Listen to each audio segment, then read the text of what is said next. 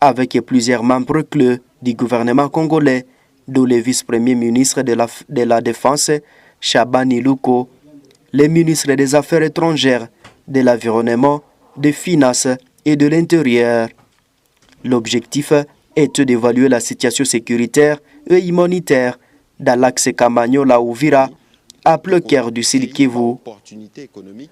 Les autorités congolaises tirent la sonnette d'alarme face aux bombardements répétés attribués aux forces du Rwanda, qui aggrava une crise déjà dramatique pour les populations locales.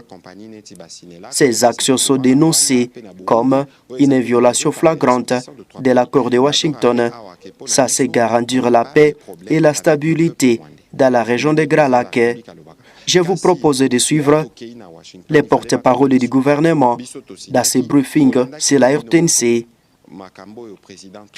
En premier, je voudrais vous remercier pour le travail de mobilisation et de sensibilisation que vous faites dans le cadre de Congolais Téléma.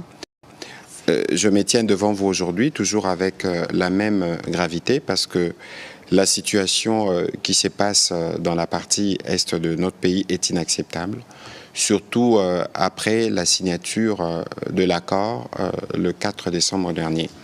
Vous savez déjà que pour nous, les retraits de troupes rwandaises et l'association de soutien, de toute forme de soutien en 23, étaient une condition pour que nous puissions penser construire la paix. Nous sommes partis à plusieurs, d'ailleurs, sollicitations du président américain, nous y avons répondu et nous nous sommes engagés à faire notre part.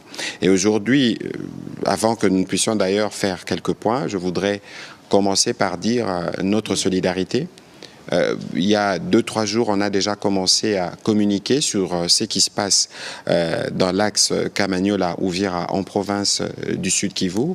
Vous avez suivi que hier, nous avons été autour de la Première ministre pour faire le point du sujet et les constats est malheureux parce que nous avons plus de 200 000 compatriotes qui sont déplacés. Je ne compte pas les stocks de 7 millions de déplacés que nous avons déjà pour d'autres conflits et principalement pour les agissements du Rwanda à travers le RDF.